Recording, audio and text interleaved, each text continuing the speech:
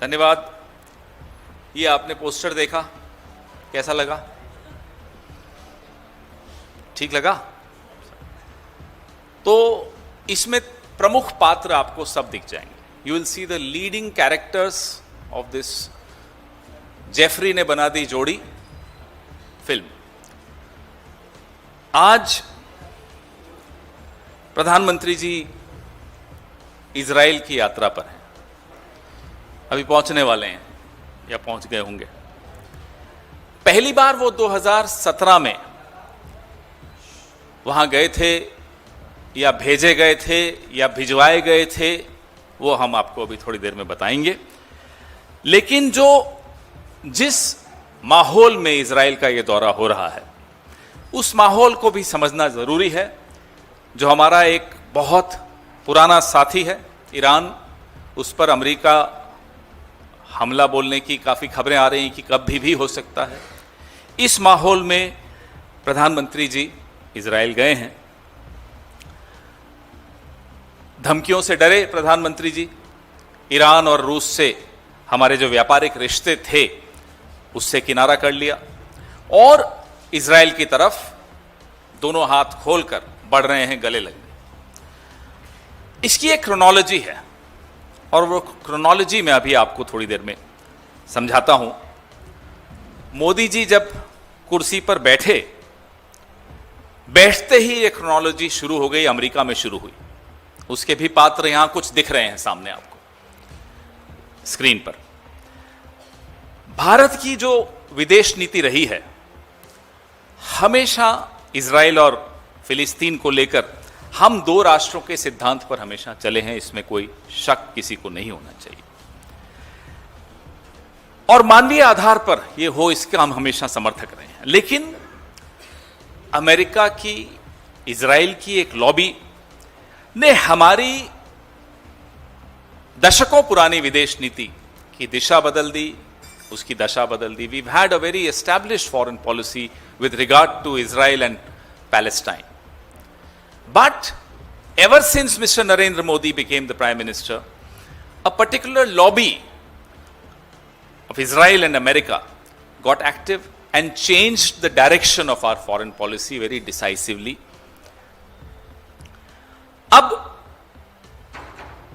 जो फाइल्स हैं एप्स्टीन साहब की, एप्स्टीन को साहब बोलना जरूरी है इस देश में, नाराज हो जाएंगे मोदी जी, इसलिए मैं एप्स्टीन साहब बोलूंगा, आपको बुरा लगे तो माफी। तो एप्स्टीन साहब की जो फाइल्स हैं, उन फाइल्स ने पूरी की पूरी क्रोनोलॉजी समझा दी। पूरी की पूरी क्रोनोलॉजी आपको यहां समझ में आएगी। और इसमें अकेले पूरी नहीं है, इसमें अनिल अंबानी भी हैं। आज एक और कैरेक्टर, एक और पात्र का इसमें आज एंट्री होती है। अब जेफरी एप्स्टीन मेरे लिए, आपके लिए, किसी भी सामान्य व्यक्ति के लिए एक नामी यौन अपराधी है, एक बलात्कारी है, एक पापी है। लेकिन हमारी मोदी सरकार के लिए, हमारी मोदी सरकार की विदेश नीति के लिए, मोदी सरकार की रक्षा नीति के लिए एप्स्टीन एक नायक है। हमारे लिए खलनायक है, मोदी सरकार के लिए वो नायक है। आप कहेंगे कि भाई वो तो मर चुका है, आप उसको है क्यों बोल रहे हैं, था क्यों नहीं बोल रहे? You may get this doubt that Epstein is dead. Why am I talking about him in present tense? देखिए साहब, एप्स्टीन भले मर गया, एप्स्टीन हमारी सरकार के फैसलों में, हमारी सरकार की नीतियों में जिंदा है। एप्स्टीन एक विचार है, एप्स्टीन मरा नहीं करते, विचार कभी मरते नहीं है। एप्स्टीन नरेंद्र मोदी की विचारधारा है और मैं दावे के साथ ही कह रहा हूं। अब मैं जब क्रोनोलॉजी पे आऊं तो 2014 से 17 के बीच एप्स्टीन और हरदीप पुरी की कम्युनिकेशन, एप्स्टीन और अनिल अंबानी की कम्युनिकेशन, इस सब पे मैं भी आऊंगा, पूरी क्रोनोलॉजी समझाऊंगा आपको। एहूद बराक एक और पात्र हैं जो इजराइल के पहले प्रधानमंत्री भी थे एक इससे पहले, और वहां की एजेंसी मोसाद के बड़े जाने माने नाम माना जाता है।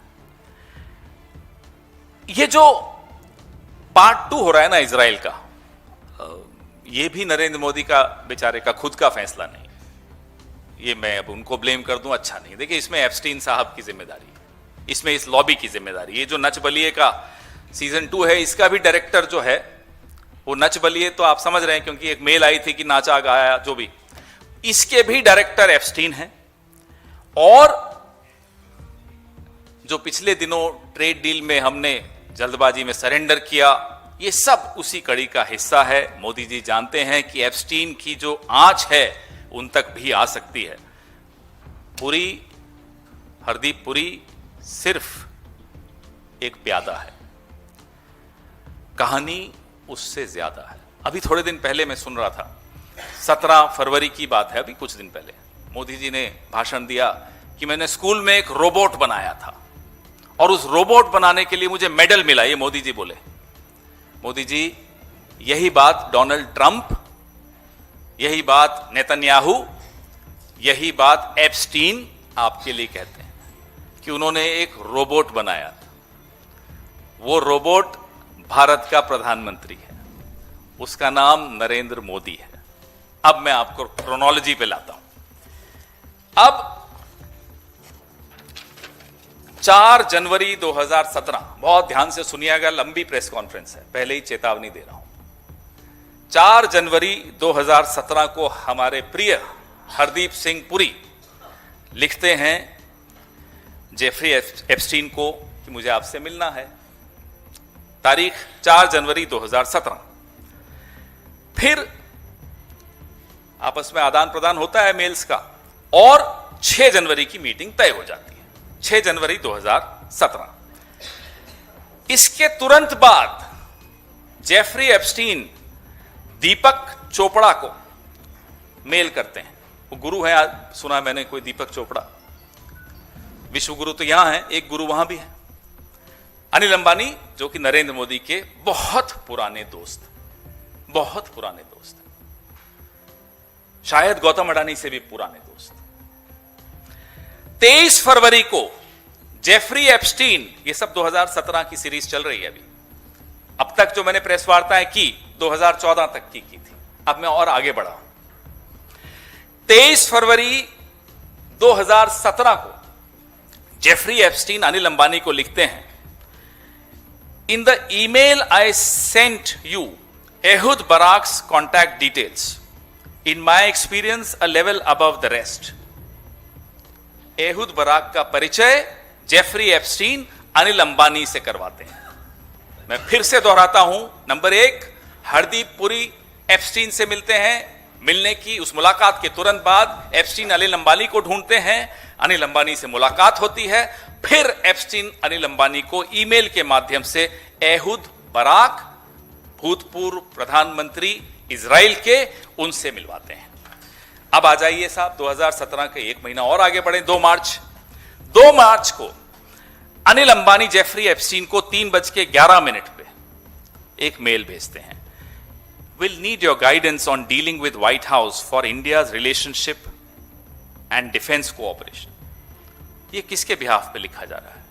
अनिल अंबानी जेफरी एप्स्टीन को 2 मार्च 2017 को लिखते हैं कि मुझे आपका मार्गदर्शन चाहिए कि भारत व्हाइट हाउस से अपने रिश्ते कैसे रखेगा और किस तरह की डिफेंस कोऑपरेशन भारत और अमेरिका में हो सकती है। इस पे मुझे आपका मार्गदर्शन चाहिए। अनिल अंबानी लिख रहे हैं 2 मार्च को 2017 को जेफरी एप्स्टीन को।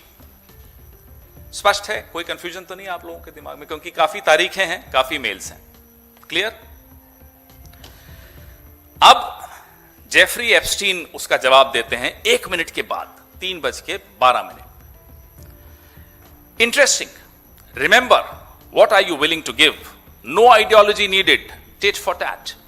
कि बोले बढ़िया, वेरी गुड, अब ये बताइए आप हमें क्या दे सकते हैं, इसमें कोई विचारधारा की जरूरत नहीं है, एक हाथ दे एक हाथ ले।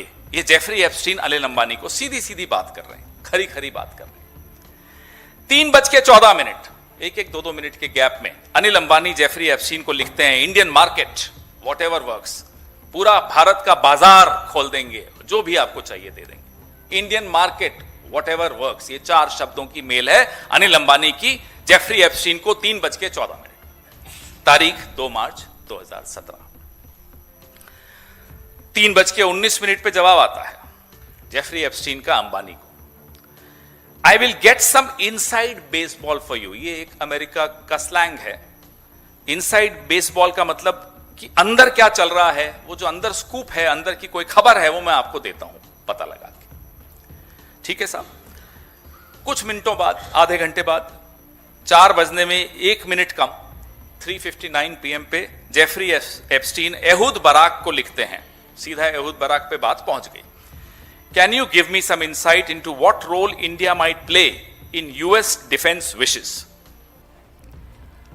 क्या एहूद बराक जी आप मुझे कुछ जानकारी दे सकते हो कि भारत की भूमिका, अमेरिका की जो इच्छा है रक्षा के मामले में, अमेरिका की जो नीति है रक्षा के मामलों में, सौदों के मामले में, भारत की क्या भूमिका हो सकती है। अनिल अंबानी को वापस रिपोर्ट करना है। अनिल अंबानी यहां किसी को रिपोर्ट करने वाले होंगे, तो रिपोर्ट करने से पहले जेफरी एप्स्टीन इजराइल के पूर्व प्रधानमंत्री एहूद बराक को कहते हैं, साहब मुझे आपका मार्गदर्शन चाहिए। अब शायद उनकी आपस में फोन पे बात हुई होगी, क्योंकि एहूद बराक की मेल्स बहुत कम है। समझदार होंगे, कम से कम हरदीप पुरी से तो समझदार होंगे ही, तो फोन पे बात करते होंगे, और क्योंकि एजेंसी के आदमी हैं वहां, तो और समझदार होंगे, सावधान रहते होंगे। जो भी हो, फोन पे बात हुई होगी। अब आइए आप 16 मार्च 2017 में अनिल अंबानी जी जेफरी एप्स्टीन को लिखते हैं, hello, I was in Delhi, leadership would like your help for me to meet Jared and Bannon ASAP, please advise, likely visit to DC by Prime Minister in May to meet Donald, also assistance on that। अब ये बड़ी रोचक mail है साहब, बड़ी महत्वपूर्ण mail है। Anil Ambani Jeffrey Epstein को 16 मार्च 2017 को लिखते हैं। अब मैं हिंदी में बताता हूं आपको। हेलो, मैं दिल्ली में हूं या था। नेतृत्व, भारत सरकार, नेतृत्व आपकी मदद चाहता है कि मैं जैरेड कुशनर, डोनाल्ड ट्रंप के दामाद, और स्टीव बैनन ट्रंप के बहुत पुराने, बहुत सहयोगी रहे हैं, एडवाइजर रहे हैं, उनका इलेक्शन मैनेजर रहे हैं। स्टीव बैनन का नाम आप गूगल करेंगे समझ में आ जाएगा कि भारत का नेतृत्व चाहता है आपकी मदद, कि मैं यानी कि अनिल अंबानी जैरेड कुशनर से और बैनन से, स्टीव बैनन से तुरंत मिल पाऊं। प्लीज एडवाइस, सलाह दीजिए। प्रधानमंत्री शायद मई में वॉशिंगटन जाएंगे, डोनाल्ड ट्रंप से मिलेंगे, उसमें भी मुझे आपकी मदद चाहिए। ये अनिल अंबानी लिख रहे हैं जेफरी एप्स्टीन को। उसके बाद मेल्स में है एक्सचेंज कि किस नंबर पे बात करूं, फिर नंबर पे बात हुई होगी। उन कॉन्वर्सेशंस में क्या हुआ, उन कॉल्स में क्या हुआ, हमें नहीं मालूम, इसलिए उस पर मैं कोई स्पेकुलेशन नहीं करूंगा। अब आइए 29 मार्च 2017 अंबानी साहब लिखते हैं जेफरी एप्स्टीन को, The White House announced yesterday PM Modi's trip to DC. Can you tell me when and the dates? Thanks. कि व्हाइट हाउस से एक घोषणा हुई है कि प्रधानमंत्री अमेरिका आ रहे हैं। क्या आपको मालूम है डेट्स क्या हैं? ये किसके बिहाफ पे पूछ रहे हैं, हमें नहीं मालूम। इस सब में फॉरेन ऑफिस का कोई रोल नहीं है। इस सब में मिनिस्ट्री ऑफ एक्सटर्नल अफेयर्स की कोई भूमिका नहीं है। इस सब में भारत के राजदूत दरकिनार बैठे हुए हैं। कभी हरदीप पुरी, कभी अनिल अंबानी, एप्स्टीन साहब तो हैं ही। इस तरह से हमारी विदेश नीति चल रही है आज भी। 2014 से लेकर आज तक ये लोग हमारी विदेश नीति चला रहे हैं। खून नहीं खौलता आपका? मुझे बताइए।